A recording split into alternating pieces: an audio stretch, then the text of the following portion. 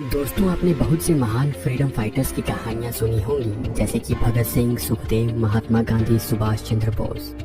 पर आज हम आपको एक ऐसे फ्रीडम फाइटर के बारे में बताने वाले हैं जिसके बारे में आपने शायद ही सुना होगा। दोस्तों, वो फ्रीडम फाइटर है बिरसा मुंडा। भारत को ब्रिटिश राज से आजाद कराने में बिरसा मुंडा का भी काफी योगदान रहा। बिरसा मुंडा भारत के सबसे बड़े क्रांतिकारियों में से एक थे। उन्होंने हमारा देश, हमारा राज का नारा लगाकर अंग्रेजों का विरोध किया। तो दोस्तों, आज की इस वीडियो में हम जानेंगे बिरसा मुंडा के उस संघर्ष के बारे में जिसने ब्रिटिश हुकूमत को भारत से खदेड़ने के यज्ञ में आहुति दी थी।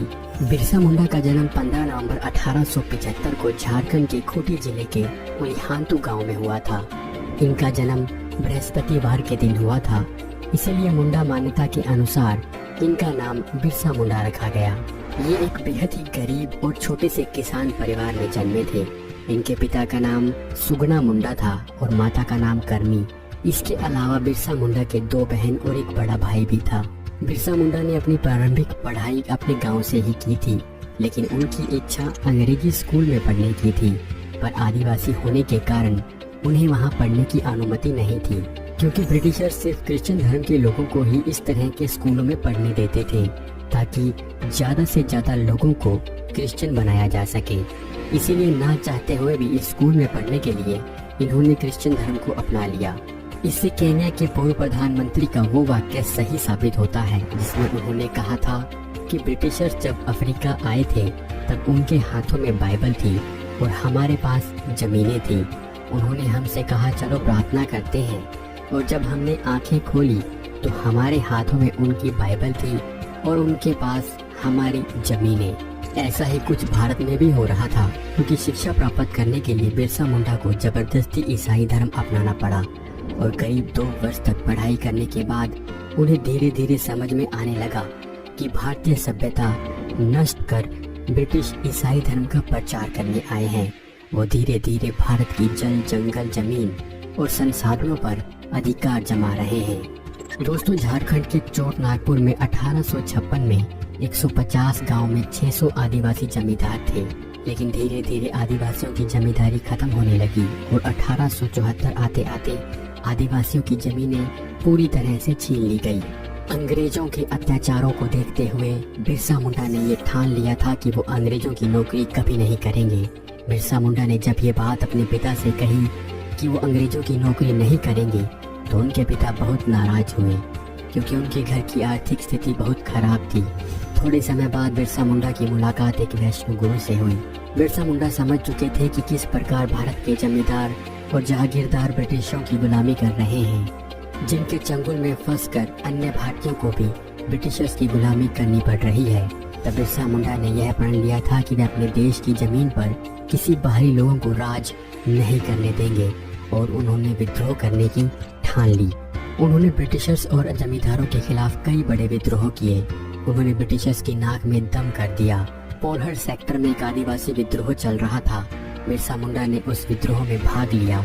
1894 में बिरसा मुंडा एक प्रमुख और मजबूत युवा नेता बनकर उभरे। एक वक्त के बाद बहुत अकाल पड़ा, जिसमें लोगों को 2 वक्त का भोजन भी नहीं मिल रहा था। साथ ही बहुत भयंकर बीमारी भी फैलती जा रही थी। तब बिरसा मुंडा ने अपनी बुद्धि का प्रदर्शन करते हुए आम लोगों को इन बीमारियों से बचाया। बहुत से लोग बिरसा मुंडा को ईश्वरीय शक्ति समझने लगे। अंग्रेज लगातार भारतीयों को अलग अलग नियमों से जकड़ रहे थे। तब बिरसा मुंडा ने उराव, मुंडा और खड़िया जनजाति के सरदारों से मुलाकात की और अंग्रेजों के खिलाफ विद्रोह करने की ठानी। 1894 में बिरसा मुंडा ने एक प्रमुख विद्रोह किया। 1 जून 1894 में बिरसा मुंडा ने सभी लोगों से अंग्रेजों को लगान देना बंद करवा दिया। उनका कहना था कि हम आदिकाल से इन जंगलों में रहते आए हैं। धर्म परिवर्तन करवा कर ये बाहरी लोग हमसे हमारी जमीनें छीन लेंगे। उनका ये भी कहना था कि जैसे जमींदार और जहागीरदार ब्रिटिशर्स के सामने झुक गए, वैसे हम आदिवासियों को नहीं झुकना है। आदिवासियों को अपने हक के लिए खड़ा रहना होगा। उन्होंने नारा दिया, अबुआ दिशोमरे अबुआ राज, यानी हमारा देश हमारा राज। उनके इस आंदोलन से प्रभावित होकर आम नागरिकों ने भी ब्रिटिशर्स को लगान देना बंद कर दिया। तब ब्रिटिशर्स ने बिरसा मुंडा को पकड़ने का अभियान चलाया। इधर बिरसा मुंडा भूखे प्यासे भारतीयों को जमींदारों के खिलाफ खड़ा कर रहे थे। 1895 में तामर के चलक्कड़ गांव में बिरसा मुंडा ने ईसाई धर्म त्याग दिया और लोगों को भोंगा की पूजा करने के लिए प्रेरित किया। उन्होंने खुद को नबी कहा। उन्होंने कहा कि वो लोगों को खोए हुए राज को वापस दिलाने के लिए आए हैं। उन्होंने टैक्स देना बंद करवा दिया। अब बिरसा मुंडा अंग्रेजों के लिए बहुत खतरनाक हो चुके थे। उन्हें पकड़ने के लिए बड़े स्तर पर अभियान चलाया गया। 1895 में उन्हें गिरफ्तार कर हजारीबाग जेल में डाल दिया, लेकिन अब तक बिरसा मुंडा के प्रयासक उनके अनुयायी बन गए थे। जब बिरसा मुंडा हजारीबाग जेल में थे तभी बिरसा मुंडा के अनुयायी लगातार आम भारतीयों को जागरूक करते रहे और ब्रिटिशर्स को लगान मिलना बंद हो गया। सिर्फ 2 साल जेल में रखने के बाद बिरसा मुंडा को रिहा कर दिया गया। जेल से निकलते ही आदिवासियों ने बिरसा मुंडा का स्वागत किया। बिरसा मुंडा ने जेल से निकलने के बाद भी अपना आंदोलन जारी रखा और 1897 में बिरसा मुंडा ने 400 अनुयायियों के साथ खूंटी पुलिस थाने पर हमला कर दिया। 1898 में तांगा नदी के किनारे बिरसा मुंडा के अनुयायियों और अंग्रेजी सेना के बीच युद्ध चला। इस युद्ध में बिरसा मुंडा की जीत हुई।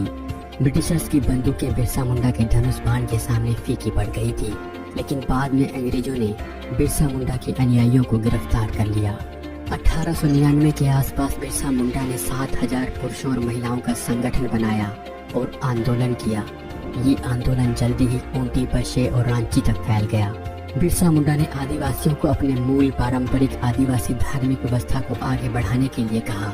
5 जनवरी 1990 को बिरसा के अनुयायियों ने 2 कांस्टेबलों की हत्या कर दी और 7 जनवरी को खूंटी पुलिस स्टेशन पर हमला कर दिया। यहाँ भी एक कांस्टेबल की हत्या कर दी गई।